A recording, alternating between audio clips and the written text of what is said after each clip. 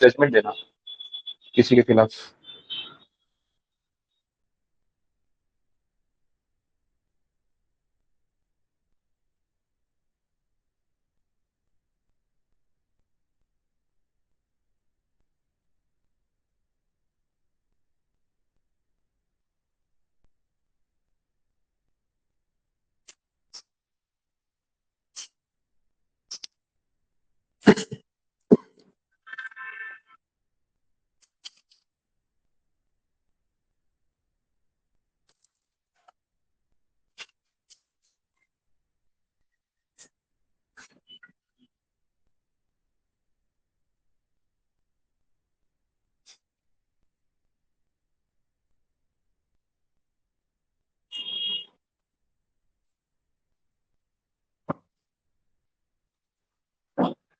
चलिए sound check कर लेते हैं, फिर शुरू करें अकाउंट्स।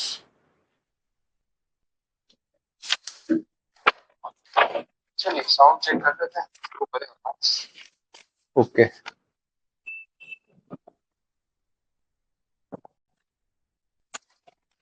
शेयर कैपिटल वाला अपना चैप्टर कल चल रहा था,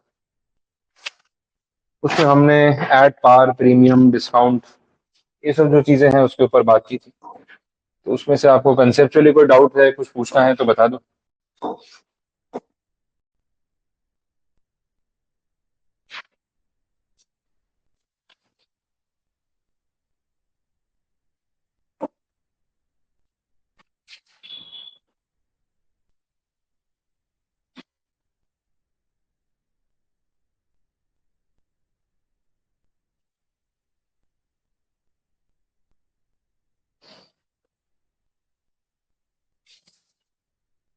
होमवर्क में आपको दिया था इलस्ट्रेशन नंबर 1 और 2, तो उसमें कोई क्वेरी है तो एक बार वहां से शुरू करते हैं। इलस्ट्रेशन 1 में आपका कोई डाउट है, कुछ पूछना है, कोई एंट्री में कुछ नहीं समझ आया तो बता दो।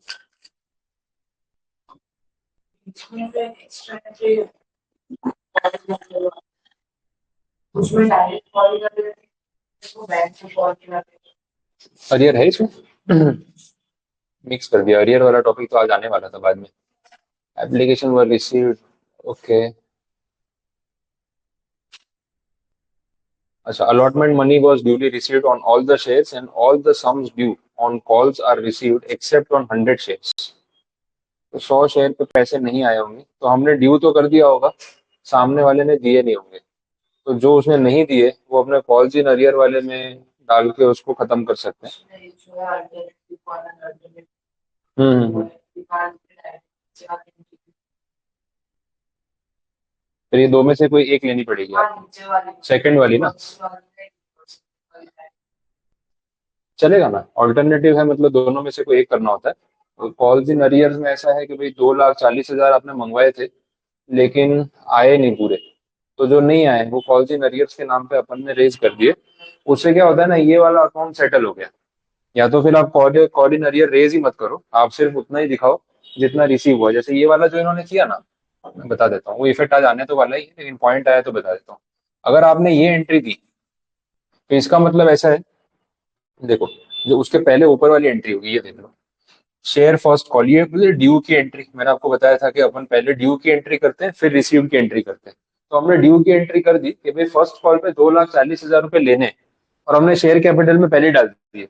लेकिन जब पैसा मंगवाया तो उसमें से 2,000 रुपए नहीं आए, सिर्फ 2,38,000 आए। तो अगर आप ये ऑल्टरनेटिव 1 पे जा रहे हो तो आप क्या कर रहे हो, जो आपने डेबिट किया था ना उसके सामने आप जो क्रेडिट कर रहे हो वो कितना कर रहे हो, 238। और डेबिट कितना किया था, 240। तो जो शेयर फर्स्ट कॉल का अकाउंट है ना वो 2,000 रुपए से ओपन दिखेगा। फिर जब फोरफीचर होगा ना इन फ्यूचर सपोज, तब वो क्लोज होगा। दूसरा ऑप्शन जो आपने बोला ऑल्टरनेटिव 2, एक काम करो, ये 240 जो है ना इसको पूरा क्लोज कर दो एक बार आमने सामने, कि वो कॉल अकाउंट खत्म हो जाए। तो भाई 238 बैंक में आ गया, और बाकी का जो 2,000 नहीं आया वो 2,000 कॉल इन अरियर के नाम पे स्टैंडिंग दिखा दो कि भाई कॉल इन अरियर का 2,000 है वो। नहीं तो क्या होगा, शेयर फर्स्ट कॉल के नाम पे ना आपके लेजर में 2,000 रुपए बाकी दिखते रहेंगे कि 2,000 रुपए ड्यू थे लेकिन आए नहीं, 240 ड्यू थे, 238 आ गए, बाकी के 2,000 ओपन रहेंगे। तो इस अकाउंट में ओपन रखने से अच्छा है कॉल इन अरियर में उसको ट्रांसफर कर दो। तो जो आप सेकंड ऑल्टरनेटिव बोल रहे हो कि हम ये वाला करें, तो अल्टीमेटली आप क्या कर रहे हो, इसमें जो 2,000 रुपए ड्यू है जो आए नहीं उसको आपने शिफ्ट कर दिया कॉल इन अरियर। तो सेकंड ऑल्टरनेटिव ज्यादा बेटर है, वही फॉलो करना चाहिए। ठीक है।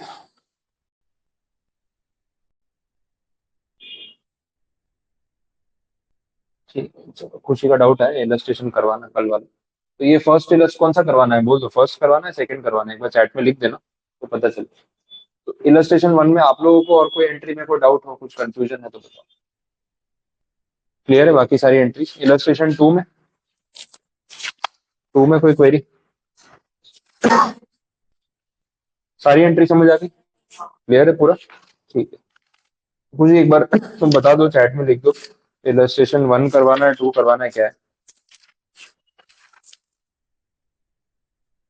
और कोई स्पेसिफिक एंट्री में डाउट है इलस्ट्रेशन वन में, या पूरा सम करवाना है?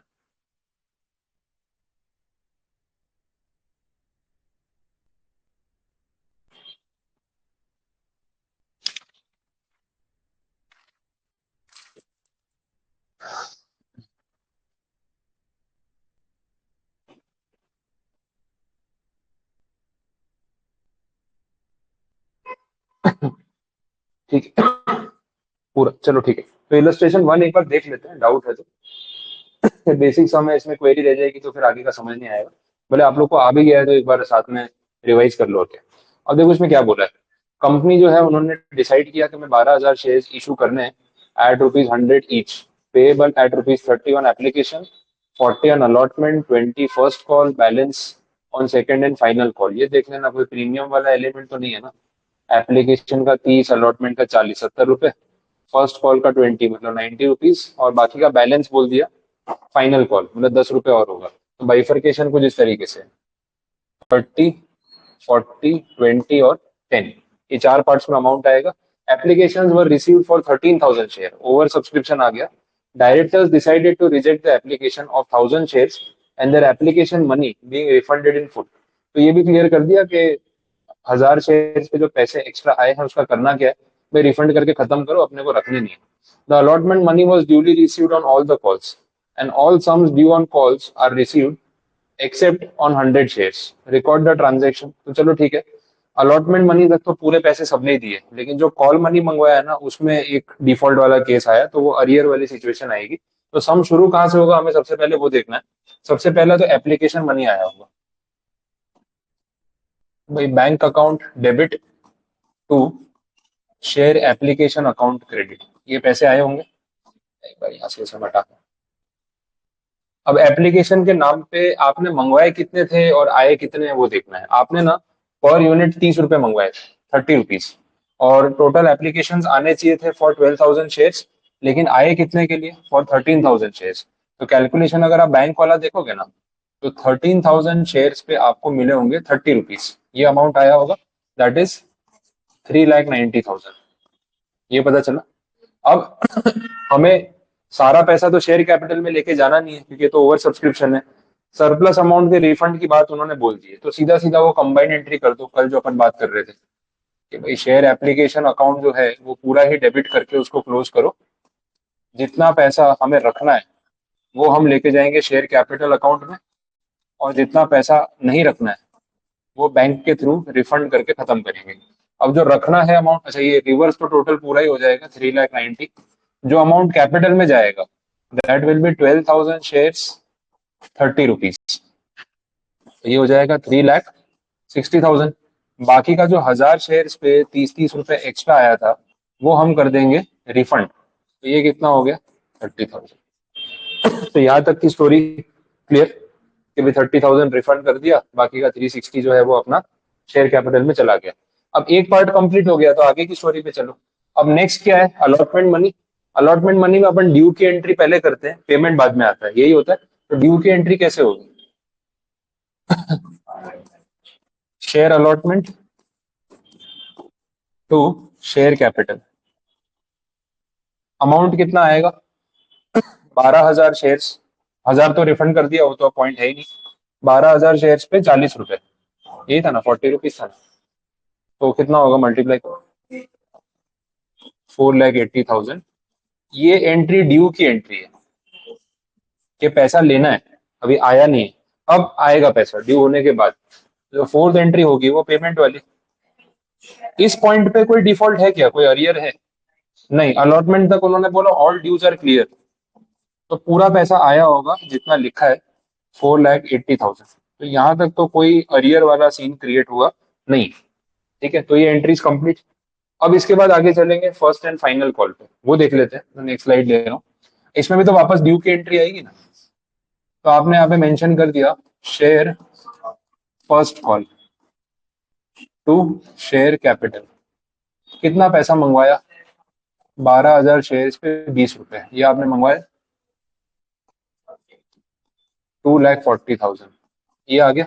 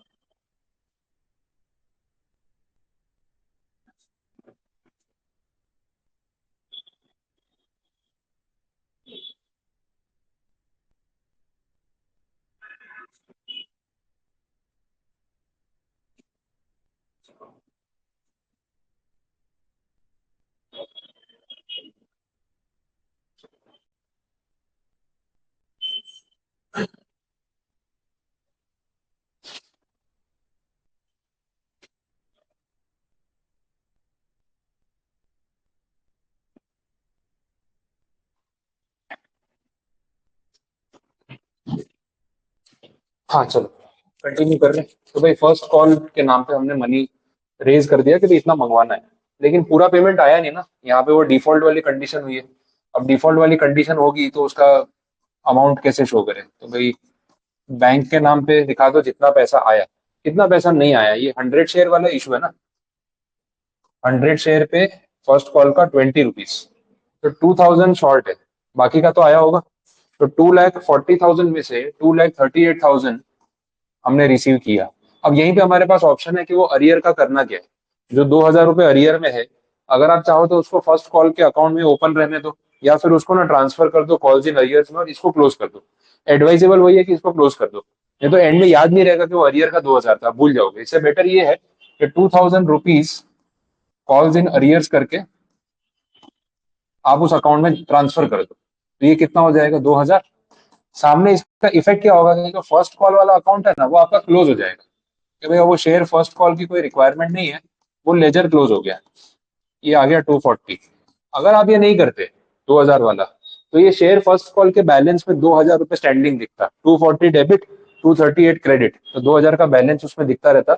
और आपको याद रखना पड़ता कि ये कॉल्स इन अरियर वाला 2,000 है, जो हमने मंगवाया था लेकिन आया नहीं, इसलिए वो दिख रहा है। बेटर है कॉल्स इन अरियर्स में उसको डाल के ट्रांसफर कर दो, यहाँ पे अपना काम खत्म।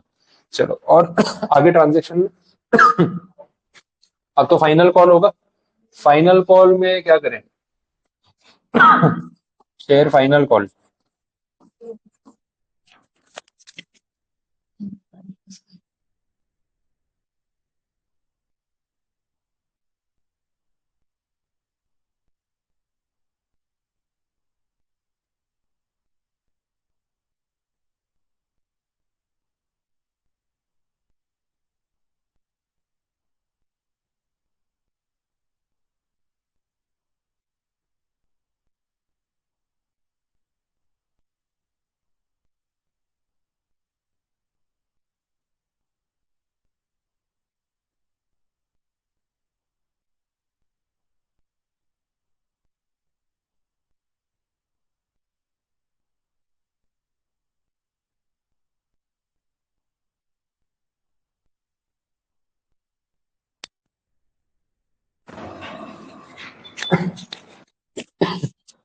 चलो तो फाइनल कॉल वाला जो है वो देख लेते हैं कि भाई इसमें कितने 10 रुपए के हिसाब से बाकी है ना।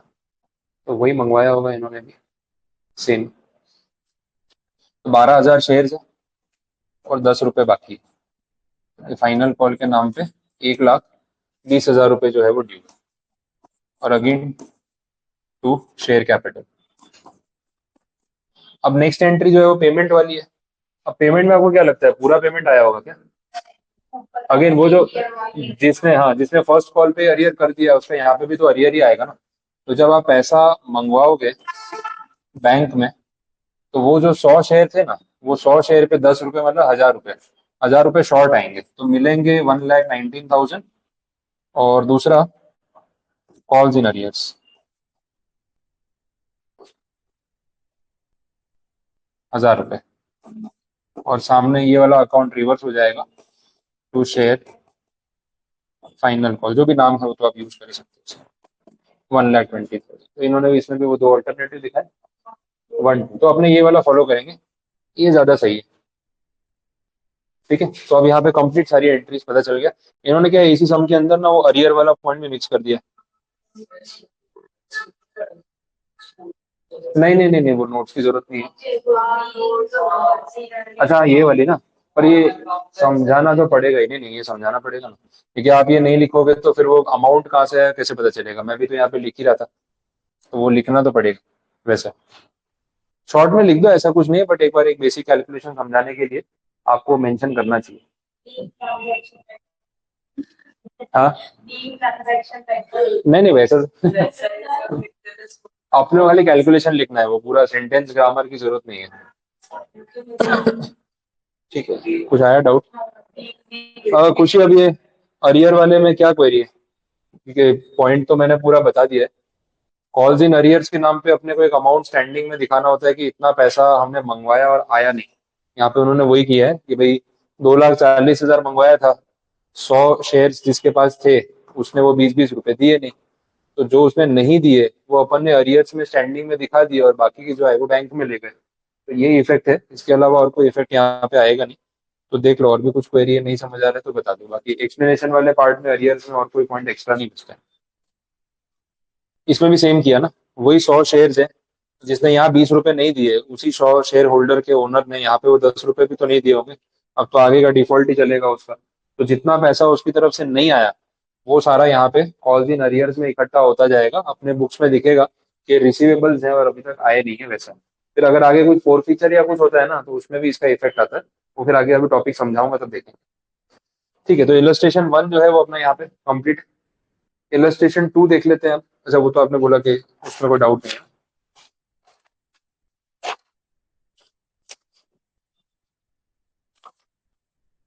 ठीक है, तो आगे के टॉपिक्स पे चलते हैं फिर।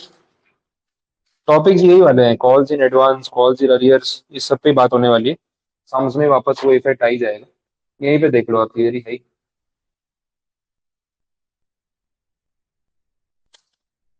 ये कल बता दिया था, अंडर सब्सक्रिप्शन, ओवर सब्सक्रिप्शन। इसके बाद बात हो रही है कॉल्स इन एडवांस। अब कॉल्स इन एडवांस आपको पता ही है, जिसने पैसे मंगवाए उससे ज्यादा अमाउंट दे दिया इन्वेस्टर ने कि भाई रख लो, बाद में एडजस्ट कर लेंगे। थियरी में यहाँ पे इन्होंने क्लैरिफाई किया कि कॉल्स इन एडवांस जो है उसके ऊपर कोई डिविडेंड आपको एक्स्ट्रा नहीं मिलेगा। वो बात मैंने कंपनी लॉ में बताई हुई है, देखो एडवांस में कॉल मनी दे दे, क्योंकि जो डिविडेंड मिलता है ना वो पेड अप अमाउंट के रेशियो में मिलता है। ये बात अपनी हुई थी। 10 रुपए का शेयर है, आपने अगर अभी 5-5 रुपए पे किए हैं, तो डिविडेंड डिक्लेयर पर शेयर बेसिस पे होता है, लेकिन एक्चुअल पे आउट जो है वो प्रोपोर्शनेट होता है। ये बात हमने की थी। अब यहाँ पे क्या होगा, आपने पूरे पैसे दे दिए, बाकी सबने आधे दिए। आप सोचोगे कि मेरे को डिविडेंड एक्स्ट्रा मिलना चाहिए, तो वैसा नहीं है। वो क्लियरली ना बोला है। हाँ, इंटरेस्ट पे हो सकता है, क्योंकि पैसा यूज तो कर रही है ना कंपनी, तो इंटरेस्ट पे हो सकता है। उसमें बोला है कि कंपनी लॉ में टेबल एफ जो बोलता है मैक्सिमम 12% पर एनम, इतना इंटरेस्ट पे हो सकता है, ये कंडीशन वैसा। अब देख लो अकाउंटिंग ट्रीटमेंट कैसे होगा इसका। जो भी पैसा एडवांस मनी के फॉर्म में आया है वो हम एक सेपरेट अकाउंट में दिखा देंगे। बैंक में पेमेंट आया ना, उसको लेके चले जाओ कॉल्स इन एडवांस में। अब ये कॉल्स इन एडवांस जो है कहीं ना कहीं हमारी लायबिलिटी है एक तरीके से, क्योंकि पैसा इन्वेस्टर का है, उसने एडवांस में दे दिया, हमें संभाल के रखना पड़ेगा। तो ये इस लेजर में क्रेडिट हो जाएगा, that is the calls in advance account. Simple entry हो गई। अब क्या होगा, इन फ्यूचर हम कॉल करेंगे भी तो सही। सपोज मैंने अभी एप्लीकेशन मनी मंगवाया, सिंपल रखते हैं, और आपने ना मुझे अलॉटमेंट तक के पैसे दे दिए। तो अभी एक बार एडवांस कॉल है, मैंने मांगा नहीं था, आपने दे दिया, तो मैंने कॉल्स इन एडवांस के नाम पे वो अमाउंट स्टैंडिंग में रखा हुआ है। लेकिन जब मैं एक्चुअली में अलॉटमेंट मनी मंगवाऊंगा, तब आप वापस पैसे दोगे। आप क्या बोलोगे, सर वो पैसे दिए तो थे उसमें सेट ऑफ कर लो। तो जो आपने पैसे दिए थे वो मैंने कॉल्स इन एडवांस के नाम पे स्टैंडिंग में दिखा रखे थे कि हाँ ये मेरे एडवांस आपके मेरे पास पड़े हुए हैं, मेरी लाइबिलिटी है। तो जब मैं रेलेवेंट कॉल करूंगा, अब वो रेलेवेंट कॉल जनरल टर्म लिखा है यहाँ पे इन्होंने, वो रेलेवेंट कॉल जो है वो अलॉटमेंट मनी हो सकता है, फर्स्ट कॉल हो सकता है, सेकंड कॉल हो सकता है, फाइनल कॉल कुछ भी हो सकता है, जो भी नाम होगा।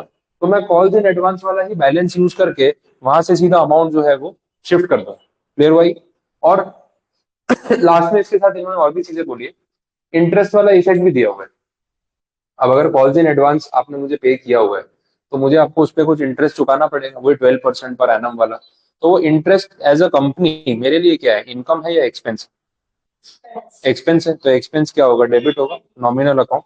तो interest on calls in advance account debit, ये एक्सपेंस हो गया, ये बाद में पीएनएल में जाएगा। और पेमेंट करूंगा तो क्रेडिट में एंट्री क्या आएगी, टू बैंक। ठीक है।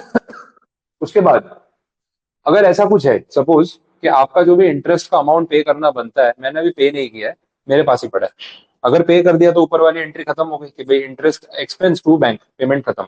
लेकिन अगर मैंने पे नहीं किया, तो फिर क्या होगा, वो शेयर होल्डर्स के नाम पे दिखेगा कि भाई शेयर होल्डर्स का पैसा है लेकिन मेरे पास ही पड़ा है। तो उसकी ट्रीटमेंट कैसे करेंगे, interest expense debit to shareholders credit, जो कैश में पेमेंट तो किया नहीं। और लास्ट में साल के एंड में ये इंटरेस्ट एक्सपेंस कहाँ जाके क्लोज होगा, पीएनएल अकाउंट में जाके क्लोज होगा। ठीक है, बात समझ आई? तो एंट्रीज को मैं सिंप्लीफाई करके एक बार लिख के आपको समझा देता हूँ कि एग्जैक्टली हम यहाँ पे कर क्या रहे हैं, क्या होगा। पहला, जब आपने कॉल्स इन एडवांस के नाम पे मुझे पैसे दिए, तो मेरी बैंक में पैसे आए, तो मैं bank to calls in advance short में लिख रहा हूँ। क्लियर हो गया? तो ये जो भी एडवांस मनी आपने मुझे दिया वो मेरे पास पड़ा है।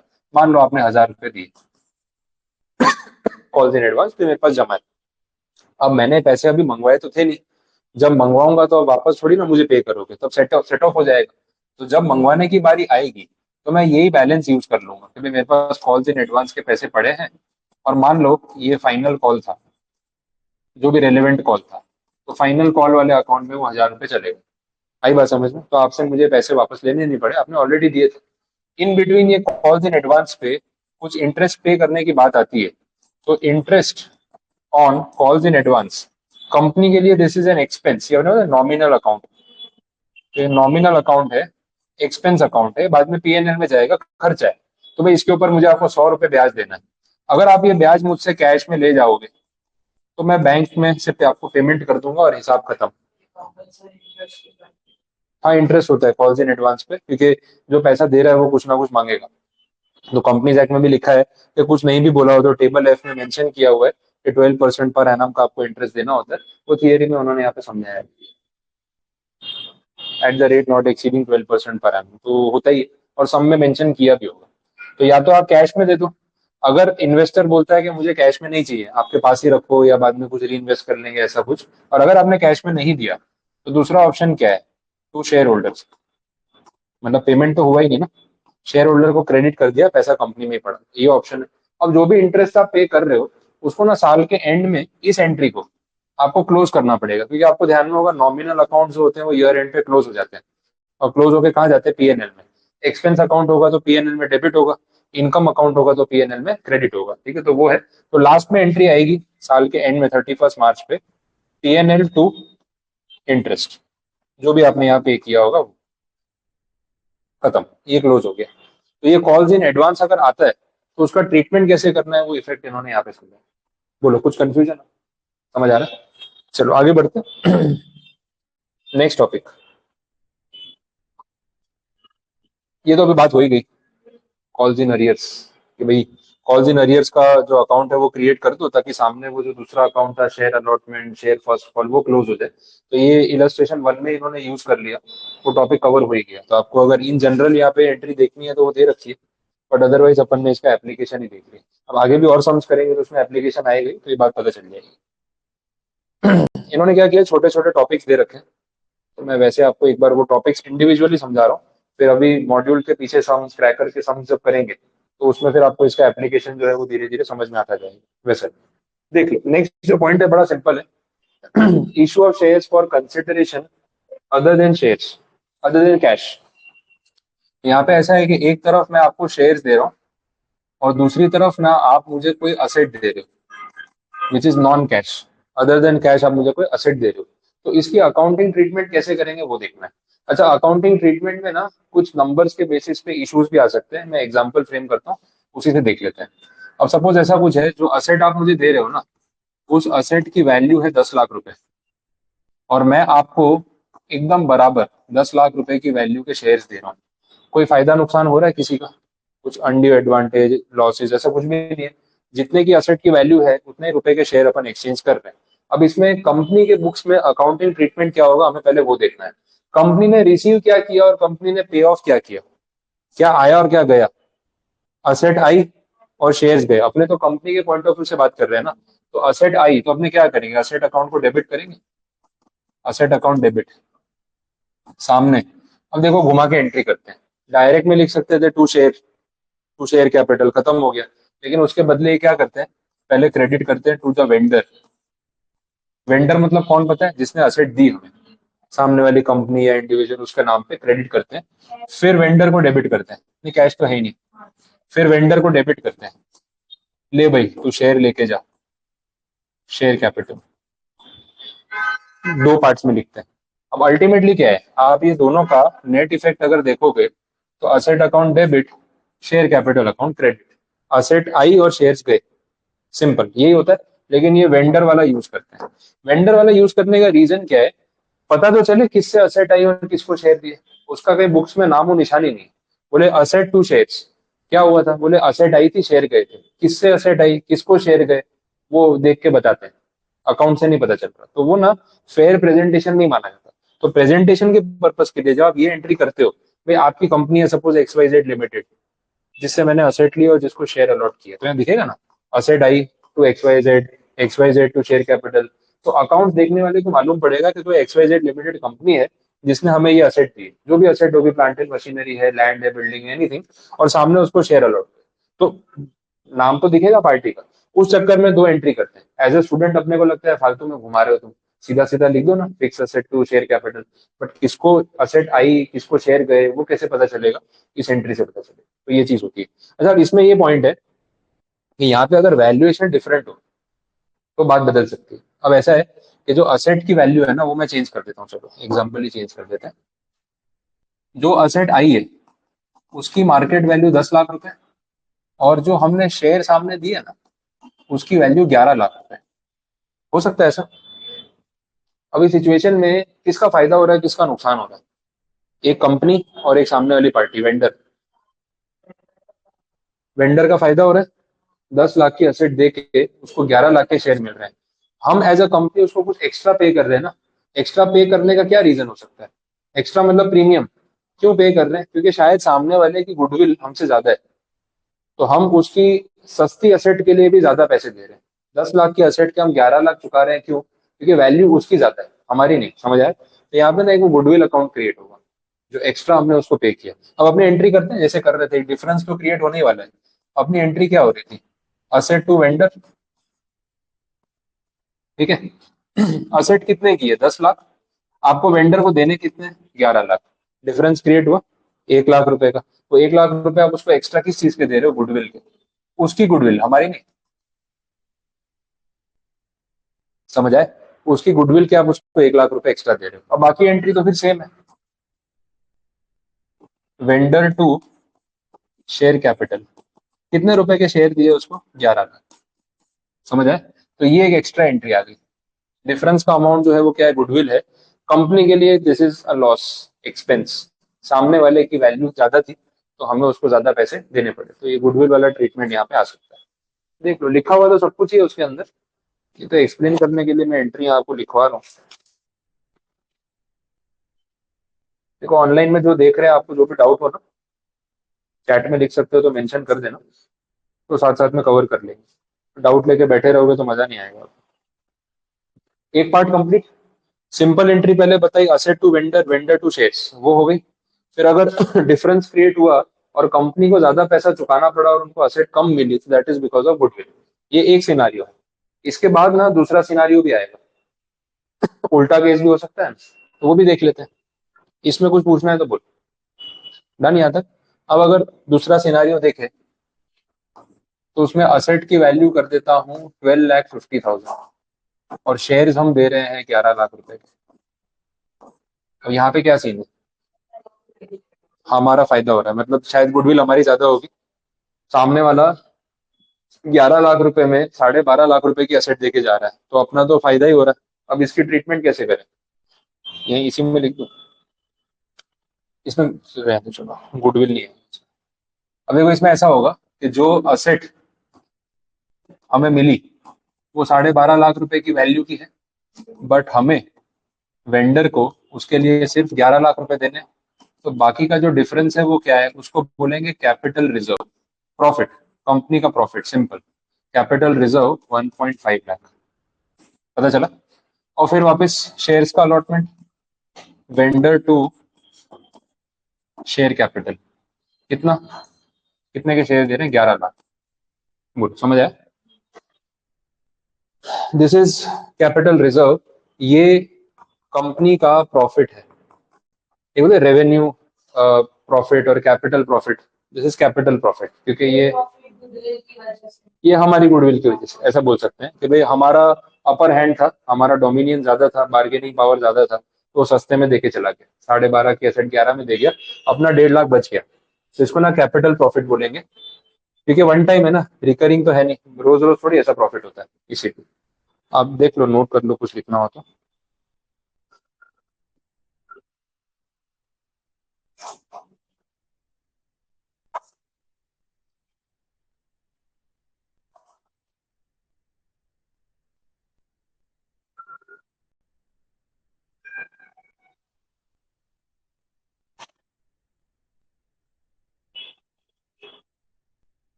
ठीक है, क्लियर। चलिए, तो फोर फीचर पे आ गए अब। अच्छा, ये इशू ऑफ शेयर वाला टॉपिक अपना कंप्लीट है। इसके बाद की जो स्टोरी है ना, वो फोर फीचर वाली। अब देखो, कॉल्स इन अरियर्स पे तो अपन आ ही गए थे, उसी के आगे की स्टोरी है ये, तो कहीं ना कहीं चीजें कनेक्ट होती जाएंगी।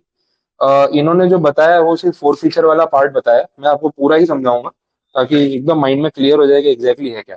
और फोर फीचर के जो टॉपिक है ना, वो स्कूल टाइम में आपको पूरा रटाते थे, फोर फीचर, री इशू, कोई फायदा नहीं है उसका। अगर आप समझ के सॉल्व करोगे तो अल्टीमेटली आपको एंट्रीज पता चली जाएगी कहाँ से कहाँ जाना है, तो लर्निंग वाले पार्ट की कोई रिक्वायरमेंट है नहीं। अच्छा, फोर फीचर का थोड़ा कंसेप्ट एक बार रिवाइज कर लेते हैं, फिर एंट्रीज पे चलते हैं। पेज 147 148 पे थियरी दे रखी है। फोर फीचर का बेसिक मीनिंग क्या है कि भाई शेयर होल्डर ने पूरे पैसे नहीं दिए, उससे हमने पेमेंट मंगवाया, हमने बोला भाई एप्लीकेशन मनी दे दे, फिर हमने उसको बोला अलॉटमेंट मनी दे दे, ये सब चीजों पे बात हुई। तो एप्लीकेशन मनी दिया, अलॉटमेंट मनी दिया, फर्स्ट कॉल मांगा तो नहीं भेजा, फिर उसके बाद उसको रिमाइंडर नोटिस भेजा कि भाई तेरा पेमेंट बाकी है, पेमेंट कर दे। अब हाँ ना कर रहा है, कभी जवाब दे रहा है, कभी जवाब नहीं दे रहा है। एक पॉइंट पे कंपनी का मैनेजमेंट ये डिसीजन ले सकता है कि अब भाई या तो तू पैसे दे दे या शेयर वापस कर दे, भूल जा। तो उस पॉइंट तक अगर बात चली गई, which is an extreme step, तो यहाँ पे कंपनी का मैनेजमेंट डायरेक्टली फोरफीचर नहीं करेगा। कंपनी का मैनेजमेंट पहले आपको ड्यू नोटिस देगा, पूरा मौका देगा। उनको फोरफिट करके क्या मिलेगा, they are not in that intention कि चलो अच्छा है फोन नहीं उठाया ना, अपन शेयर रख लेते हैं।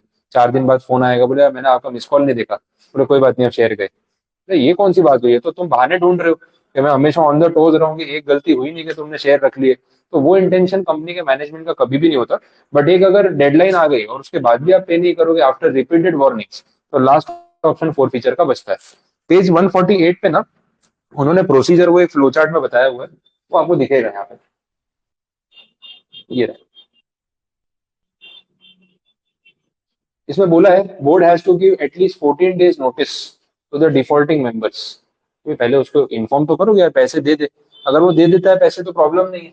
Notice must also state that if the share holders fail to remit the amount mentioned therein within the stipulated period, their shares will be forfeited. Warning दे दो कि भाई पैसे नहीं दिए ना, फोरफीचर हो जाएगा। If they still fail to pay the amount within the specified time, the directors of the company may decide to forfeit such shares by passing a resolution. The decision regarding the forfeiture of shares should be communicated to the concerned allottees. ये उनको inform कर दो कि देखो आपको बहुत मौके दे दिए, आपको नोटिस दे दिया, बता भी दिया, अभी भी अगर आपको पे नहीं करना है तो हमारे पास लास्ट ऑप्शन बचा है forfeiture, there is no choice. तो इन्फॉर्म करने के बाद ही एक्शन होगा, इमीडिएटली ऐसा नहीं करेंगे। अच्छा, अब फोर फीचर हो गया तो एग्जैक्टली उसमें क्या हो रहा है, शेयर भी गए, पैसे भी गए। देखो 100 रुपए का शेयर था, आप ना एप्लीकेशन अलॉटमेंट पे 60 रुपीज दे चुके हो, फर्स्ट कॉल का 20 रुपया मंगवाया आपने, नहीं दिया, तो आपके शेयर कंपनी ने फोरफिट कर लिए, रख लिए। वो 60 रुपीज का क्या होगा जो आपने पे किए थे, वो वापस मिलते हैं या कंपनी रख लेती है? आइडियली क्या होना चाहिए? वो पैसे वापस मिलने चाहिए कि नहीं मिलने चाहिए? आप बोल रहे हैं तो गलत बात है, मेरा पैसा है, जब शेयर रख लिए तो पैसे तो रिटर्न करो। Share holder point of view से वो सोचेगा मेरे यहाँ 60 रुपीज तुमने खा लिए, चीटिंग की, फ्रॉड किया मेरे साथ। कंपनी बोलेगी फ्रॉड हमने नहीं शुरू किया, आपने कमिटमेंट ब्रीच किया। आपने बोला था कि 100 रुपए के शेयर का 100 रुपया पूरा चुकाऊंगा, उस कंडीशन पे आपको शेयर दिया।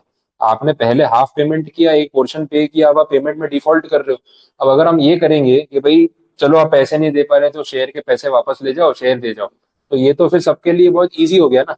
जब मन किया किसी के पास, मान लो मेरे पास 100 रुपए नहीं है और मेरी शेयर खरीदने की बहुत इच्छा है मेरे पास, मुझे लग रहा है क्या पता पैसे अरेंज होंगे कि नहीं होंगे, मैं सोचा चल ना अभी मौका मिल रहा है खरीद लेता हूँ, बाद में देखी जाएगी।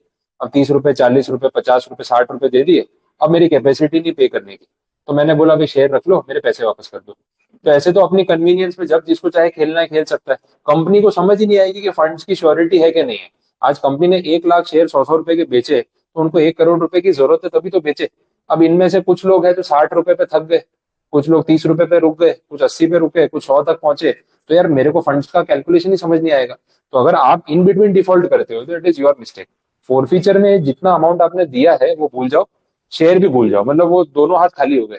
शेयर भी गया, पैसे भी गए। अब ना 40 रुपए हम आपसे मांग रहे हैं, ना आपके 60 रुपए लौटा रहे हैं, ना आपका शेयर आपको मिलेगा, तो हर जगह से नुकसान है। तो ऐसा नहीं रखेंगे, इतना स्ट्रिक्ट नहीं रहेंगे, तो लोग इसका मिसयूज करेंगे। तो ये रीजन, तो अल्टीमेटली आपका दिया हुआ पैसा तो गया। अब ट्रीटमेंट में क्या करें? आप देखो नेक्स्ट पेज पे ना 149 पे उन्होंने वो ट्रीटमेंट समझाया है। और अभी अगर आपको वो अरियर वाला पहला इलस्ट्रेशन में कुछ डाउट था ना, तो अभी फिर से वो चीज डिस्कस होगी तो क्लियर हो जाएगा। ये एंट्रीज दे रखी है कि आप फोर फीचर के टाइम पे करे क्या। तो फोर फीचर के टाइम पे देखो शेयर कैपिटल खत्म हो जाएगी। ट्रांजेक्शन का बेसिक समझा रहा हूँ। जितने शेयर इशू किए थे उतने शेयर वापस ले लिए। शेयर कैपिटल क्रेडिट हुई थी, शेयर कैपिटल डेबिट हो जाएगी। कुछ अरियर में अमाउंट आपने रखा होगा पहले कि भाई इतना अरियर में है, इतना रिसीव नहीं हुआ, तो वो भी रिवर्स हो जाएगा। और जो आपके पास वो 60 रुपीज बचे हैं वो कहाँ जाएंगे? वो शेयर फोर फीचर रिजर्व में चले जाएंगे। वो पैसा तो अपना है, वो रिटर्न नहीं करना। अब ये सब जो चीजें है ना, अगर मैं ऐसे समझाने जाऊंगा आपको मजा नहीं आएगा। अपन स्टार्टिंग से एक सम फ्रेम करते हैं। शेयर इशू किया, फिर अरियर हुआ, और फिर फोर फीचर हुआ, तो पूरा पता चलेगा कि कौन सा अमाउंट कहाँ से कहाँ जाता है। वैसे देख लेते हैं, चलो स्टार्ट करते हैं। इसका अभी इतना काम नहीं है तो इसको साइड पे रखता हूँ। अब पूरा सम ना ज्यादा बड़ी क्वांटिटी में नंबर्स बड़े यूज नहीं करूंगा मैं, नंबर सिंपल ही रखते हैं। लेकिन डिफॉल्ट वाला केस कैसा होता है, क्या हो रहा है क्या नहीं हो रहा है, वो समझ लेते हैं।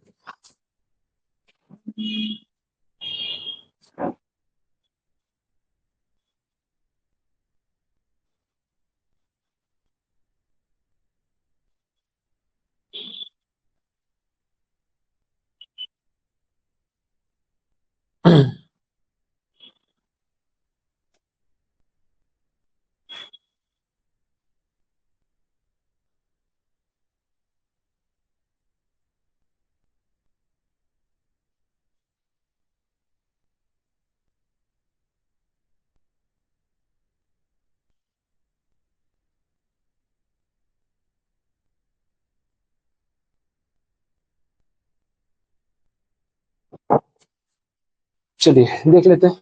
अब सबसे पहले स्टोरी वहां से शुरू करनी पड़ेगी जब हमने शेयर्स इशू किए और उसमें कुछ अमाउंट मंगवाया। अब अमाउंट को अपने वही पार्ट्स में ब्रेक कर देते हैं। 100 रुपीज की आपकी फेस वैल्यू है। एप्लीकेशन के टाइम पे आपने 30 रुपीज मंगवाए, अलॉटमेंट के टाइम पे 20 रुपीज मंगवाए, और फर्स्ट कॉल और फाइनल कॉल में 25-25 रुपए आपने मंगवाए। ये बाइफर्केशन अपन लेके चल रहे हैं, ठीक है। अब शुरुआत में एप्लीकेशन मनी जो था ना, वो पूरा रिसीव हुआ। तो एंट्री आपको पता है, बैंक टू शेयर एप्लीकेशन, एक बार कर लेते हैं। 30 रुपीज। अच्छा इसमें कुछ क्वांटिटी ले ले अगर, तो वो अरियर वाला पॉइंट समझाने में मजा आएगा। तो क्वांटिटी अपने अज्यूम कर लेते हैं 1000 शेयर्स, राउंड फिगर में रखते हैं। नंबर्स कॉम्प्लिकेट नहीं करने, सिंपल रखो, 1000 शेयर्स। तो ये जो आपका है ना, ये हो जाएगा 30,000, सिंपल रहेगा। अब ये जो शेयर एप्लीकेशन मनी आया, फुल्ली रिसीव्ड, ये आप लेके गए शेयर कैपिटल अकाउंट में, तो पूरे 30,000 की आपकी कैपिटल रेस हो चुकी है। तो यहाँ तक तो कोई पंगा नहीं, एप्लीकेशन वाला लेवल सॉर्टेड है। उसके बाद बात आई अलॉटमेंट की। अलॉटमेंट में पहले ड्यू की एंट्री होगी, तो हमने शेयर अलॉटमेंट अकाउंट क्रिएट करके उसको शेयर कैपिटल में डाल दिया। और कितना पैसा यहाँ पे आया होगा? 20,000। ये ड्यू की एंट्री है, पैसा अभी आया नहीं। अब इसके बाद पैसा रिसीव होगा। मान लेते हैं कि ये पेमेंट भी पूरा रिसीव हो गया, किसी ने कोई डिफॉल्ट नहीं किया। तो bank to share allotment account 20,000 fully receive. तो ये जो एंट्री थी आपकी, इसको बोलेंगे ड्यू की एंट्री, इसको बोलेंगे रिसीव्ड वाली एंट्री। तो यहाँ तक मामला सॉर्टेड। अब यहाँ से पंगा शुरू होगा। पंगा ये शुरू होगा कि जब फर्स्ट कॉल मंगवाया तो कुछ इन्वेस्टर्स डिफॉल्टर हो गए। अब 1,000 शेयर होल्डर्स थे टोटल। मान लेते हैं इसमें से नंबर 100 भी रख सकते हैं, 200 भी रख सकते हैं। एक बार 200 रखते हैं, फिर वो सब मिक्सअप नहीं हो जाए। 200 शेयर होल्ड करने वाले शेयर होल्डर्स डिफॉल्टर हो गए। उन्होंने यहाँ तक का तो पैसा दिया था, यहाँ तक तो पूरे 1,000 शेयर होल्डर्स ने सब कुछ पे किया। लेकिन ये 25 रुपए जब मंगवाए ना, तो 800 ने पेमेंट किया, 200 ने नहीं किया। अरियर क्रिएट हो गया। अब हम क्या करेंगे, इसमें भी पहले ड्यू वाली एंट्री तो करनी पड़ेगी ना फर्स्ट कॉल को लेके। तो यहाँ पे एंट्री होगी share first call to share capital, अपनी ड्यू वाली एंट्री। कितना अमाउंट लिखूं बोलो? फुल लिखूं यहाँ पे या फिर वो आफ्टर डिफॉल्ट वाला? यहाँ तो फुल ही लिखना पड़ेगा, मैं तो पूरे मंगवा रहा हूँ ना। तो मैं तो बोल रहा हूँ 1,000 शेयर होल्डर्स को कि भाई तुम लोग तुम्हारे 25-25 रुपए भेज देना। तो यहाँ तो पूरा 25,000 ही लिखूंगा। समझ आ रहा है? तो ये हो गई ड्यू की एंट्री। लेकिन जब पैसा आएगा तो क्या पूरा पैसा आएगा? नहीं। तो इसमें अब डिफॉल्ट में क्या चक्कर है कि भाई 1,000 शेयर होल्डर थे, 800 ने पैसे दिए, 200 जो है ना वो भाग गए, बोले नहीं देंगे, पैसे है नहीं हमारे पास। ठीक है, तो यहाँ पे जो एंट्री होगी उसमें क्या इफेक्ट आएगा? मैं इसको नेक्स्ट पेज पे ले लूँ तो शायद क्लियर दिखेगा। स्लाइड फिर वापस दिखा दूंगा अगर लिखना होगा तो। बैंक में जो पैसे आए वो कितने शेयर्स पे आएंगे? 800 शेयर्स पे 25 रुपए। कितना अमाउंट है वो? 20,000। अच्छा, बाकी का अरियर है ना, तो पहले ही ले जाएं कॉल्स इन अरियर्स। 200 शेयर्स पे 25 रुपए, तो ये कितना हो गया? 5,000। सामने share first call account credit 25,000। मतलब आपने क्या किया, ये फर्स्ट कॉल अकाउंट आपने क्लोज कर दिया। तो देखो इसकी प्रीवियस वाली एंट्री में जो ये फर्स्ट कॉल अकाउंट डेबिट हुआ था 25,000 से, वो यहाँ पे क्रेडिट हो गया। तो ना बुक्स में से ये गायब, लेजर खत्म, इसका 0-0।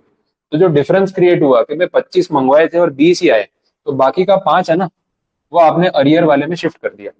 अब आगे जो भी होगा इसी को यूज करने की जरूरत पड़ेगी। फर्स्ट कॉल वाला अकाउंट खत्म हो चुका है। अच्छा, अब आगे बढ़ते हैं, इसके आगे ट्रांजेक्शन को बढ़ाते हैं। नेक्स्ट ड्यू कौन सा होगा? Final call. तो शेयर फाइनल कॉल, कितना ड्यू था? सेम 25 रुपए, 1,000 शेयर पे। तो मैं ड्यू की एंट्री तो पूरी करूंगा ना, क्योंकि मेरे को 25,000 चाहिए और मैं शेयर कैपिटल में लेके जाऊंगा पूरे 25,000। लेकिन पॉइंट वापस वही है, आएगा कितना? वो 200 शेयर होल्डर जो डिफॉल्टर निकले वो ये पैसा भी तो नहीं देंगे ना।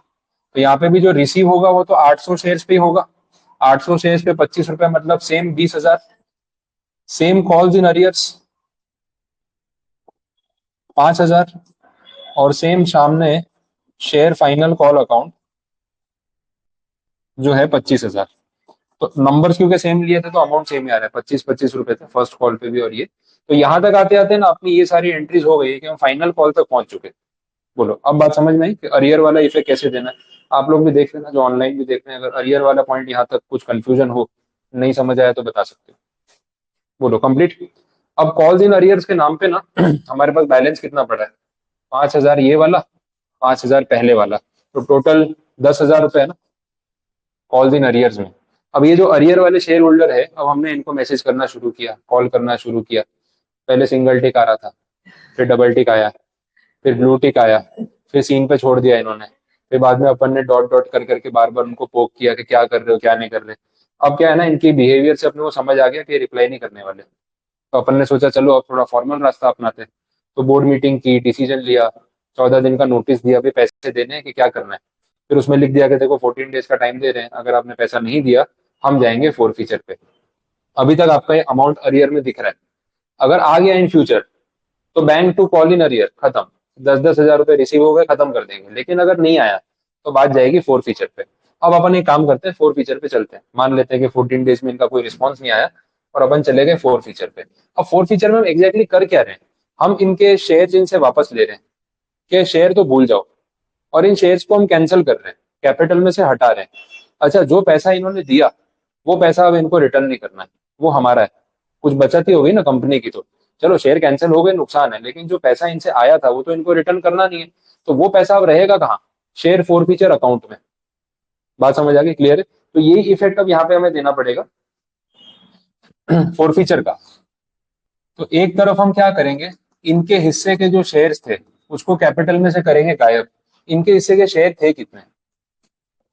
200 शेयर्स। अच्छा, इनकी कैपिटल 100-100 रुपए के हिसाब से ही शेयर गिने जाएंगे ना।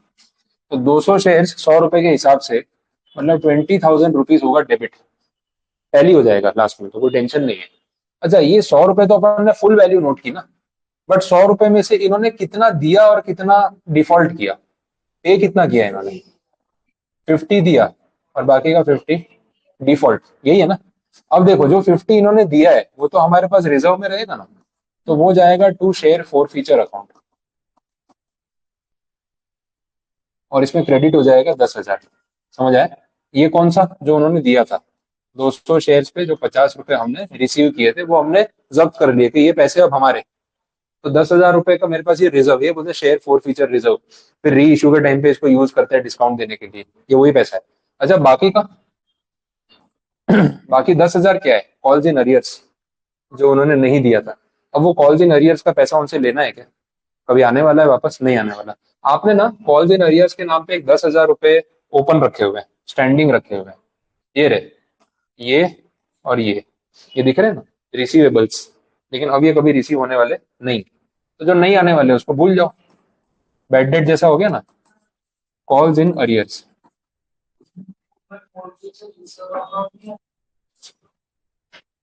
ये शेयर फोर फीचर बोलो या रिजर्व का नाम दे दो, क्या फर्क पड़ेगा? उन्होंने शेयर फोर फीटेड लिखा है, अब इसको रिजर्व बोल सकते हैं ना। वो रिजर्व ही है, मैंने खुद ही बोला था दिस इज अ रिजर्व। ये पैसा आपका बाद में री इशू के टाइम पे काम आएगा, वो रिजर्व ही है। मैंने नाम शेयर फोर फीचर लिख दिया, आप इसको साथ में रिजर्व लिख लो, कोई फर्क नहीं पड़ेगा, सही है। कॉल्स इन अरियर्स के नाम पे जो 10,000 रिसीवेबल दिख रहा था, अब वो कभी नहीं आने वाला। अब ये करते ही अगर आप देखोगे ना, तो आपका कॉल्स इन अरियर्स का जो लेजर था, 10,000, 10,000 खत्म हो गए, कैंसिल। बोलो, बात समझ में आई?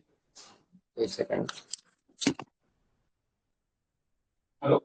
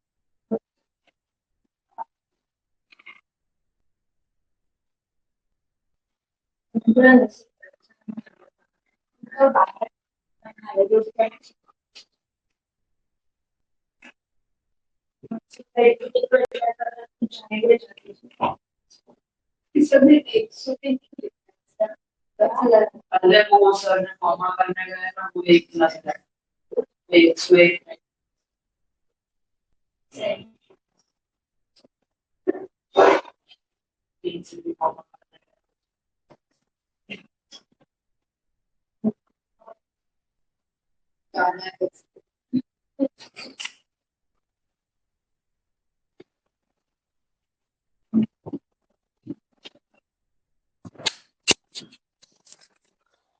तो ये जो है अरियर वाला जो अमाउंट है अपना, वो सेट ऑफ हो गया।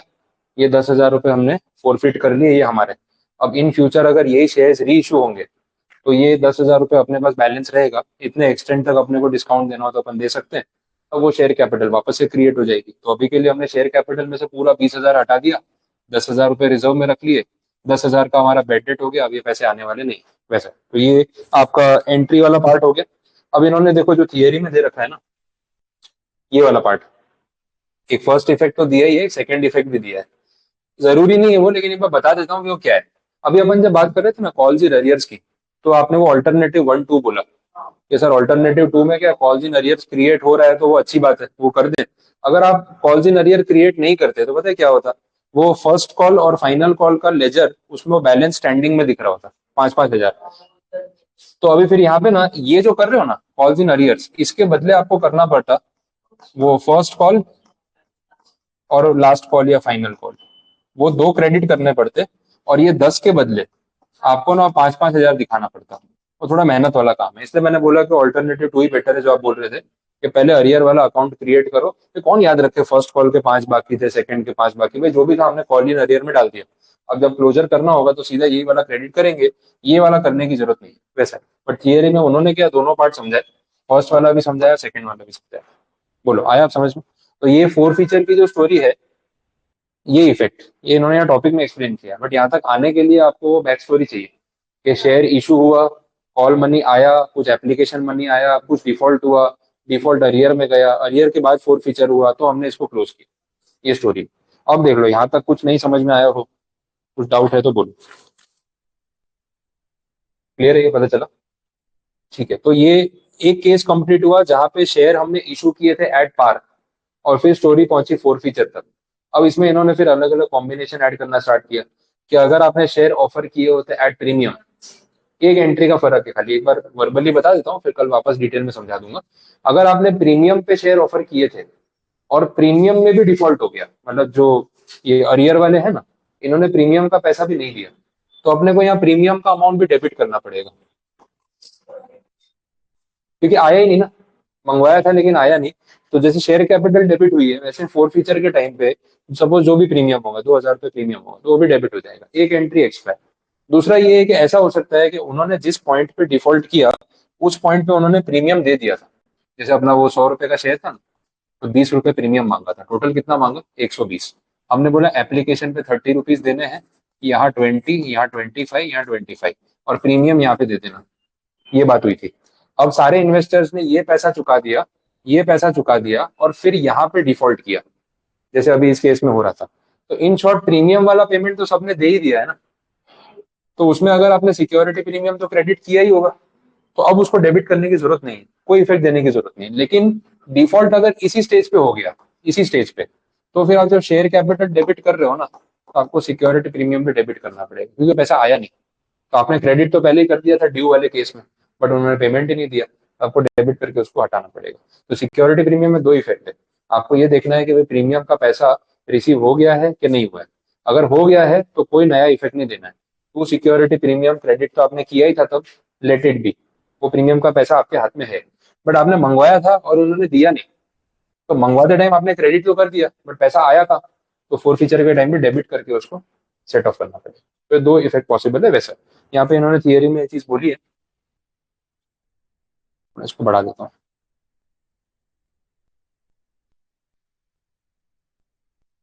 देखो अगर प्रीमियम का पैसा मंगवाया था और वो अनपेड रह जाता है, तो ये डेबिट करने वाली एक इफेक्ट आपको देगी, एक ही एंट्री एक्स्ट्रा, बाकी पूरा सम सेम। दूसरा, उन्होंने थियरी में मेंशन किया हुआ है कि अगर भाई प्रीमियम का अकाउंट रिसीव मतलब पैसा रिसीव हो गया था, तो उसमें उसको कैंसिल करने की कोई जरूरत नहीं है, कोई इफेक्ट देने की जरूरत नहीं है, जो प्रीमियम का अकाउंट है वैसे का वैसा ही रहेगा, नो इफेक्ट, सिंपल, ठीक है। जनरल एंट्री में तो कोई फर्क पड़ेगा नहीं। अब इसके बेसिस पे एक इलस्ट्रेशन यहाँ पे दे रखा है। अब इस इलस्ट्रेशन में भी क्या किया ना, थोड़ा बहुत प्रो रेटा भी यूज कर लिया। प्रो रेटा अपना कैलकुलेट करना बाकी है। आगे आगे चल रहे हैं, एक टॉपिक समझाते हैं और आगे वाला टॉपिक मिक्स कर देते हैं।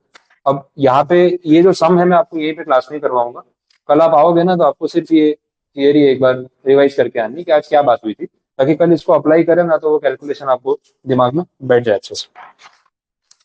तो इलस्ट्रेशन 3 4 ये सब मैं यहीं पे करा दूंगा। और फिर 4 फीचर में जो री इशू वाला पार्ट आता है ना, उस पे जाएंगे। तो सब कुछ एक साथ नहीं करना है, स्टेप बाय स्टेप आगे बढ़ेंगे। क्योंकि ये हो जाए, फिर इसके बाद जो टॉपिक्स है वो तो छोटे छोटे, वो by back, right issues, pet equity, वो सब है। तो मेजरली उसमें प्रॉब्लम नहीं आएगा।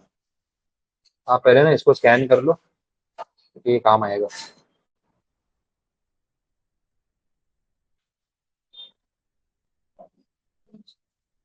ये खाली स्कैन करके डाल देना ग्रुप में, और कल इसको रिवाइज करके आना।